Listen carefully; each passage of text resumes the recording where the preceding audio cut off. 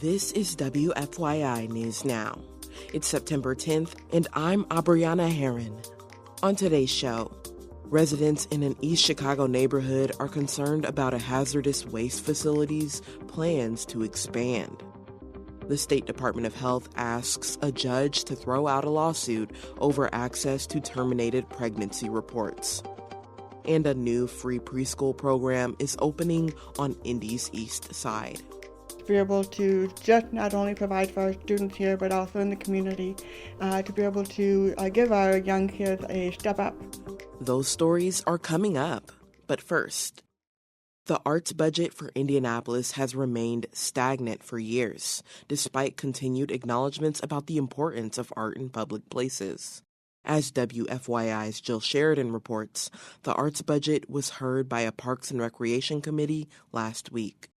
The Arts Council of Indianapolis runs the city's arts program and for the past 2 years has requested an increase in funding from $1.3 million to $3 million. Arts Council President Julie Goodman says the amount they're requesting is a bargain considering the sector's growth and quality of life impact. She points to a recent study that finds the arts contribute more than $500 million in economic impact for Indy and that a majority of residents cite the importance of accessible public art. I think what these numbers also tell us is that arts and culture is not extra to these priorities. It is essential and embedded in these priorities. The Arts Council facilitates yearly grants to about 100 local organizations. Private giving and money from the Capital Improvement Board add to the arts budget, which is still far below that of some peer cities. I'm Jill Sheridan. Residents of East Chicago's Calumet neighborhood are concerned about a hazardous waste facility's plans to expand. Indiana Public Broadcasting's Rebecca Thiel reports attorneys representing the residents say the state isn't doing enough to enforce environmental laws and to keep residents safe. Mark Templeton directs the Abrams Environmental Law Clinic at the University of Chicago Law School. He says Trataby Treatment and Recycling has had hundreds of permit violations within the past 5 years, often the same ones. Things like open or leaking hazardous waste containers, improper labeling, and unsafe storage.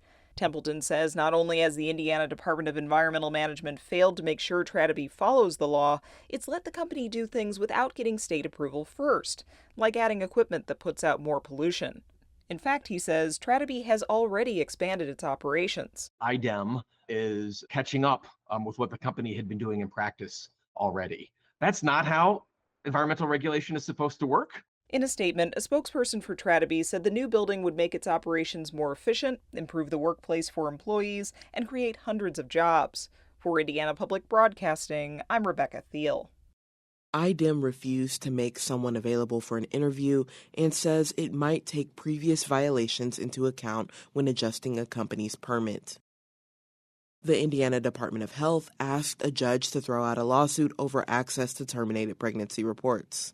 As Indiana Public Broadcasting's Lauren Chapman reports, arguments largely centered on the state's definition of a medical record.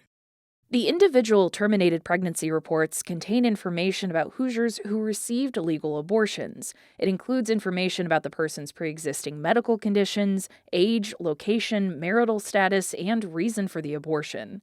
Attorneys for anti-abortion group Voices for Life say because information like the patient's name and social security number isn't included, these aren't medical records. Attorneys for the Indiana Department of Health say the reports meet the definition of a medical record in state law.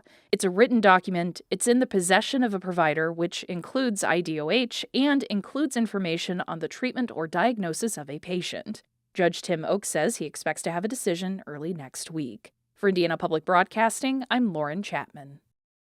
And for our final story today, a new free preschool program is opening on Indianapolis's east side. WFYI's Samantha Horton reports Martin University launched the program on Monday. Children 3 to 4 years old will be able to participate in the one-year program. There will be 2 4-hour sessions, one in the morning and one in the afternoon. The pre-kindergarten program is supported by a 3-year grant from the Urban League. Dr. Rebecca Doan oversees the Care and Learning Center at Martin University. The center has been offering free childcare for the school's students. Doan says she's excited to be expanding the center's programs and outreach. be able to just not only provide for our students here, but also in the community, to be able to give our young kids a step up.